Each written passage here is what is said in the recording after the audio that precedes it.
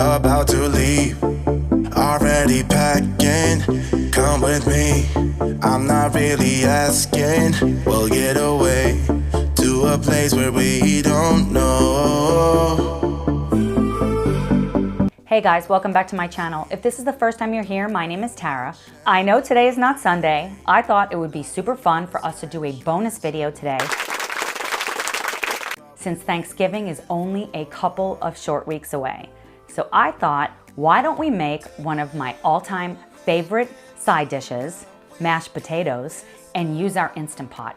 Be sure to stay all the way through the end of the video because I'm gonna be showing you how to make the absolute best potato pancakes you have ever tasted in your life. This recipe is super easy and delicious, and I'm gonna show you two ways in which to make it. The first is the air fryer method, and the second is pan frying on the stove.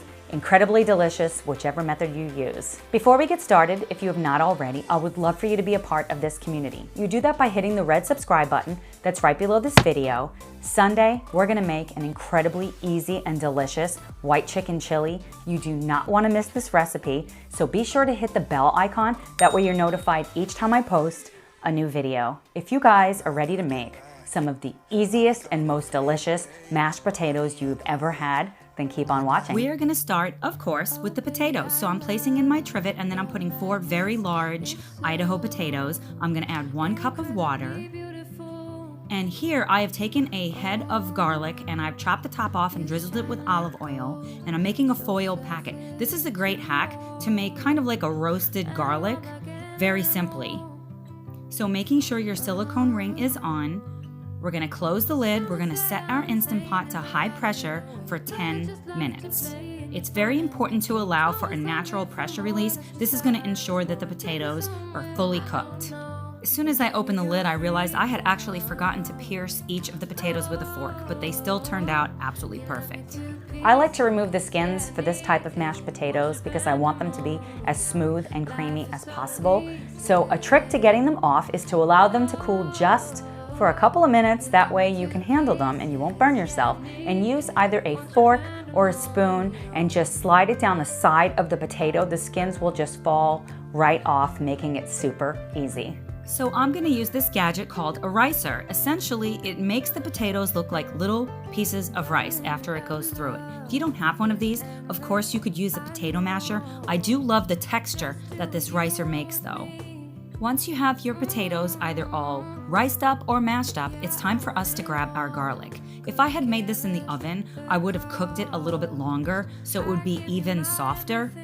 But you can see the cloves, they are fairly soft, but I did decide to use my garlic press just to make it easier when I'm using my mixer with the potatoes. I love using roasted garlic because it has such a sweeter flavor. Now I'm grabbing some parsley. This is fresh Italian parsley, and I'm just finely chopping it up. Now we're gonna add our garlic and our parsley, some pink salt, and then some white pepper. I love to use white pepper here. Then we're gonna add 4 tablespoons of butter. You could of course melt this. It would have been a lot easier had I have done that. And then we're gonna either grab a hand mixer, you can use a stand mixer, you can even use a whisk. And I'm just getting it started here, and I'm gonna add my milk. I'm using unsweetened almond milk here. Use whatever kind of milk or cream that you like, and I'm adding a very small amount at a time. This is key to not having your mashed potatoes be too runny. You can always add more, but unfortunately you can't take it away. Look at the texture of these mashed potatoes. They're cooked absolutely perfect.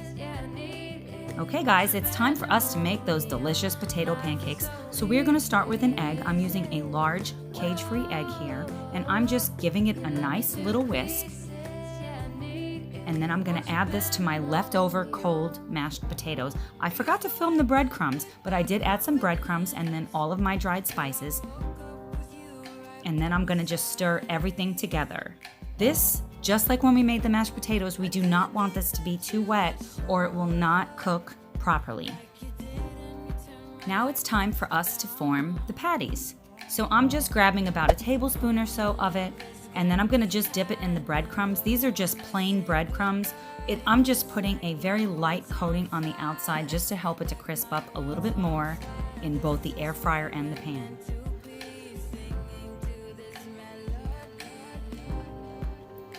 Once you have all of the potato pancakes formed, you're ready to start either air frying or pan frying. So we're going to start with the air fryer.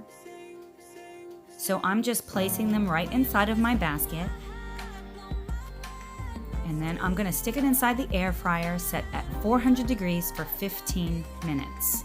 Then I'm going to flip them over. I was having some trouble flipping them. It was a lot easier to just use my hands. Next, we're going to add a light coating of either avocado spray or olive oil spray. This is going to help it to get that nice browned look, and put it back in the air fryer for just about 5 more minutes. Okay guys, it's time for us to pan fry. In a large nonstick skillet set to medium-high heat, I'm applying a good amount of olive oil. Once it's warmed, I'm going to add all of the patties in. You can see I'm kind of moving them around so the bottom of each of the patties has a little bit of olive oil. You're going to let them cook for maybe about 5 minutes. Check it because you don't want to burn the bottom. These turned out absolutely perfect. Then you're going to flip them over and you're going to let them cook on the other side for about 5 more minutes. You can always add another drizzle of olive oil if you feel like it needs it. So now I'm going to remove them from the pan. They're cooked absolutely perfect. So which way of cooking is better? So I'm going to show you the texture of both cooking methods. So this is the air fried, super crispy, super delicious. And then the pan fried, definitely not as crispy. They were softer, but also delicious. So now let's cut into the air fried potato pancake. Great texture, absolutely delicious. Now let's check out the pan fried. Different texture, but equally delicious. Let me know in the comments below which method you are gonna try first. What did you think of today's video? Drop me a comment below. Let me know either a recipe idea you have, a video series you're interested in. Are you interested in more side dishes, more main dishes, meal prep, Instant Pot? Let me know. I would love to hear from you. If you liked today's video and you want to see more like it, be sure to hit that like button and share this video on all of your social media platforms with your friends, your family, your coworkers, or anyone else that you know that is interested in healthy but delicious recipes. Thanks so much for watching, and I will see you in the next video. Bye guys.